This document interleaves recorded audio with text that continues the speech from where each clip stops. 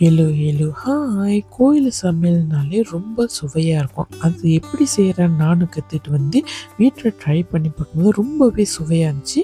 அதனால உங்களுக்கும் நான் இந்த ரெசிபியை ஷேர் பண்ணி விட்றேன். கீரைக்கறி தான் செய்ய போகிறோங்க. அதுக்கு வந்து 3 வகையான பருப்பு எடுத்திருக்கேன். மலாய் பருப்பு, மைசூர் பருப்பு, பாசி பருப்பு. இதையெல்லாம் நல்லா சுத்தம் பண்ணி கழுவி வச்சுக்கோங்க. இப்போ இந்த பருப்பு கூடயே தேவையான அளவுக்கு மிளகா, 5-6 பல்லு பூண்டு, 2 இன்ச்சு அளவுக்கு இஞ்சி, அப்புறமா ஒரு பெரிய சைஸு வெங்காயம், ஒரு பெரிய உருளைக்கிழங்கு, ஒரு கேரட்டு, 2 கத்திரிக்காய், ஒரு தக்காளி பழம் இதெல்லாம் சேர்த்து விட்டுட்டு நல்லா வேக விட்டுக்கோங்க. இந்த காய்கறி எல்லாமே வந்து நல்லா வெந்து வரணும். கடைசியாக வந்து நம்ம கீரை போட்டுக்கலாம். நீங்கள் வந்து இந்த கீரை கறிக்கு என்ன கீரை வேணாலும் சேர்த்துக்கலாம். நான் வெறும் தண்டு கீரையை மட்டும் தான் சேர்த்துருக்கேன். நீங்கள் விருப்பப்பட்டீங்கன்னா சிறுகீரையோ, பொன்னானி கீரையோ, இல்லை பசலைக்கீரை கூட சேர்த்துக்கோங்க. நிறைய கீரை சேர்த்துட்டா கூட ரொம்பவே ருசியாக இருக்கும் கைஸ். கலர் மட்டும் சேஞ்ச் ஆகாமல் இருக்கிறதுக்கு நல்லா கிண்டி விட்டு வேக விட்டுக்கோங்க. கொஞ்ச நேரத்தில் இந்த கீரையெல்லாம் வெந்த பிற்பாடு நம்ம பிளெண்ட் பண்ணி எடுக்க போகிறோம். நீங்கள் விருப்பப்பட்டீங்கன்னா உங்கள்கிட்ட மத்து கடையில் இருந்துச்சுன்னா மத்து கட்டையில் கூட நல்லா கடைஞ்சி எடுத்துக்கோங்க. நான் வந்து பிளெண்ட் பண்ணி தான் எடுக்க போகிறேன். இந்த மாதிரி பிளெண்டர் உங்கள்கிட்ட இருந்துச்சுன்னா நீங்கள் யூஸ் பண்ணிக்கோங்க. ரொம்ப ஸ்மூத்தி மாதிரி அரைக்காமல் கொஞ்சம் கொரப்பாகவே அரைச்சி எடுத்துக்கோங்க.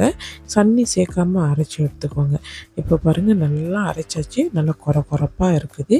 இதில் வந்து கடைசியாக வந்து உங்களுக்கு தேவைப்பட்ட தண்ணியை வந்து சேர்த்துக்கலாம். உங்களுக்கு எவ்வளோ திக்காக வேணுமோ இல்லை ஒரு மாதிரி தண்ணியாக வேணால் கூட நீங்கள் விருப்பப்படி சேர்த்துக்கலாம். இதில் தேவையான அளவுக்கு மஞ்சள் தூள், தேவையான அளவுக்கு உப்பு, அப்புறமா சீரகம், மிளகு இது 2யும் இடிக்கல்ல போட்டு நல்லா நுணுக்கி இதில் சேர்த்துக்கோங்க. சேர்த்து விட்டுட்டு நல்லா மிக்ஸ் பண்ணி விட்டுட்டு அடுப்பு லோ ஃப்ளேமில் வச்சுக்கோங்க. இப்போ தேவையான அளவுக்கு எண்ணெய் ஊற்றிக்கோங்க. அதில் கடுகு தாளிப்பு சேர்த்து விட்டுட்டு நல்லா எண்ணெயிலே பொரிய விட்டுக்கோங்க. இந்த கடுகு நல்லா வெடித்து வந்த பிற்பாடு இதெல்லாம் வர மிளகா சேர்த்துக்கோங்க. வர மிளகா நல்லா பொரிஞ்சு வந்தோடனே தேவையான அளவுக்கு கருவேப்பிலையும் சேர்த்துக்கோங்க. சேர்த்து விட்டுட்டு நல்லா பொரிஞ்சு வாசம் வந்த பிற்பாடு 2 வெங்காயத்தை இந்த மாதிரி நீள் வாக்கில் வெட்டிட்டு இதையும் சேர்த்து விட்டுக்கோங்க.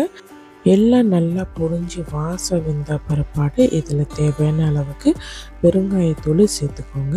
ஒரு தடவை நல்லா மிக்ஸ் பண்ணி விட்டு ஸ்டவ்வை ஆஃப் பண்ணிவிட்டு தாளிச்சதை எல்லாமே எடுத்து இந்த கீரை கறியில் சேர்த்து விட்டுக்கோங்க. எல்லாத்தையும் நல்லா ஒரு தடவை மிக்ஸ் பண்ணி விட்டுட்டு கொதி விடுங்க. நல்லா கொதி விடுங்க. இந்த மாதிரி சைட்டில் எல்லாம் பப்புள்ஸ் இருந்துச்சுன்னா எல்லாத்தையும் கரண்டியில் எடுத்த பிற்பாடு ஒரு 5 நிமிஷத்தாச்சு நல்லா கொதிக்க விட்டிங்கன்னா சூப்பரான கீரை கறி ரெடி ஆயிடுச்சு கைஸ்.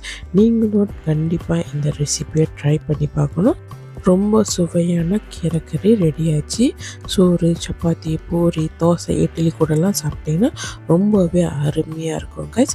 நீங்களும் ட்ரை பண்ணி பார்த்துட்டு எப்படி இருக்குன்னு கமெண்ட் பாக்ஸில் கமெண்ட் பண்ண மறந்துடாதீங்க. என்னோடய சேனலுக்கு சப்ஸ்கிரைப் பண்ணி சப்போர்ட் பண்ண மறந்துடாதீங்க. Thank you so much.